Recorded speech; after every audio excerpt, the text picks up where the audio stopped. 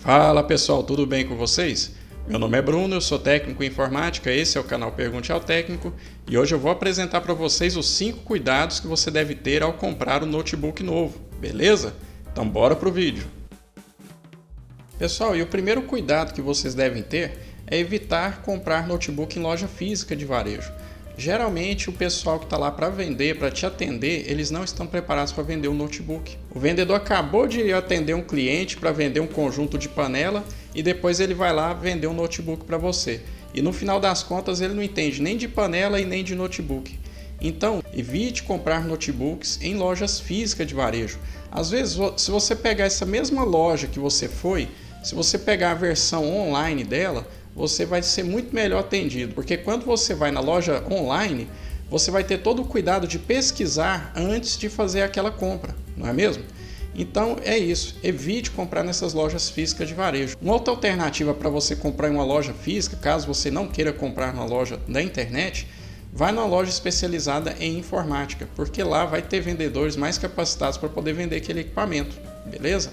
Então é isso aí, a primeira dica é essa, evite comprar em loja física de varejo.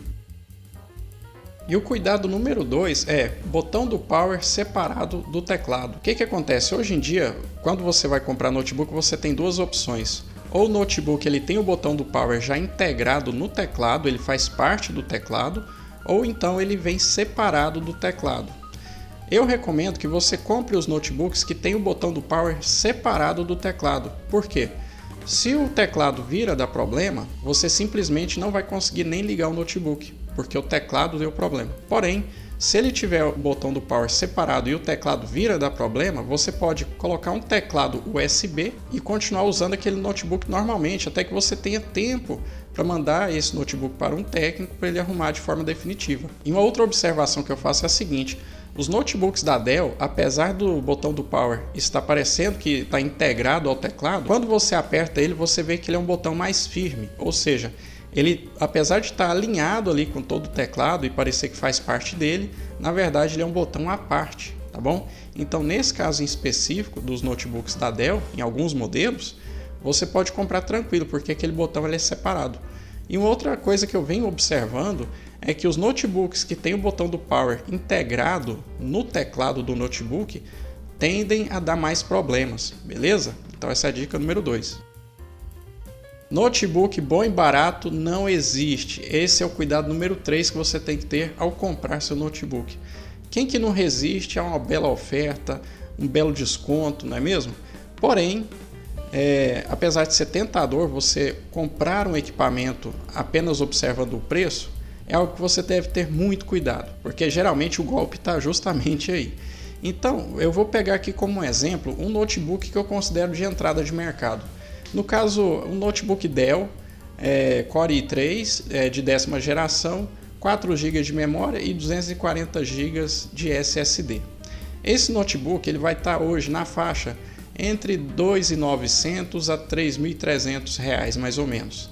Então esse é um valor de entrada de mercado de um equipamento que eu considero razoável, que é um equipamento de entrada de mercado, mas que você vai utilizar ele por anos. Por exemplo, a média que eu vejo ao dar manutenção nos equipamentos dos meus clientes é que os notebooks duram mais ou menos em média 8 anos. Alguns duram mais e outros duram menos. Os que duram menos do que isso, geralmente é aquele notebook que a pessoa comprou na oferta, aquele computador que ele comprou para gastar menos. Ou seja, ele comprou com um processador mais fraco, ele comprou com a quantidade de memória inferior, ele comprou com um HD ao invés de um SSD. Então, isso faz com que ele ou faça um upgrade para poder continuar usando aquele equipamento, ou seja, ele gasta um pouco a mais depois que ele comprou esse equipamento, ou então ele vai acabar usando aquele equipamento até ele ficar defasado. Às vezes o equipamento está até funcionando, mas ele tem que deixar aquele equipamento de lado e comprar outro, porque simplesmente ele não consegue colocar um sistema operacional mais novo, ele não consegue instalar alguns programas mais novos que são um pouquinho mais pesados e assim por diante. Então eu peço para vocês, ao comprar um notebook, verifique. Se ele for muito barato, dá uma olhada nas configurações dele, que pode ser que você vai estar levando para casa um notebook muito ruim que você vai ter que substituir ele com pouco tempo, beleza? Então a dica é essa aí, notebook bom e barato não existe. Pessoal, o cuidado mais difícil de se observar é justamente na questão da dobradiça, porque geralmente você vai saber que seu notebook tem uma dobradiça muito ruim depois de um tempo de uso. Na verdade, o problema não é nem causado especificamente na dobradiça, mas sim na parte da carcaça do notebook ali onde essa dobradiça é afixada. Porém, eu vou falar para vocês aqui algumas marcas que costumam ter problemas mais recorrentes na dobradiça. E vocês tomem mais cuidados com essas marcas ao comprar seu notebook, tá bom? Então, as marcas que mais dá problema é Samsung, Lenovo e Acer, tá? Infelizmente, eu gosto muito da marca Acer, porém eu vejo que alguns notebooks aí de entrada de mercado da Acer, da Lenovo e da Samsung, principalmente Samsung, tá dando muito problema dobradiça, viu? Então evite essas marcas. Aí se você for comprar de outra marca, pesquise, verifica a marca, o modelo e pesquisa na internet, verifica no YouTube se alguém já está dando um feedback sobre aquele equipamento, se ele já comprou ele faz pelo menos um ano e veja se tem alguém reclamando disso aí, tá bom? Então essa é uma dica difícil de observar, porque geralmente você vai saber que a dobradiça do seu notebook é ruim depois de 1, 2 ou 3 anos que você estiver utilizando ele. Porém, você pode usar como parâmetro essas marcas que eu te falei que dá muito problema, não que as outras também não dê problema, mas verifique essas marcas aí que eu citei aqui no vídeo e tenha o cuidado de procurar um feedback de alguém que já comprou aquele equipamento, que já está utilizando ele por algum tempo, para depois você comprar também e você não passar a mesma dor de cabeça, beleza? Então a dica número 4 é essa aí, dobradiça.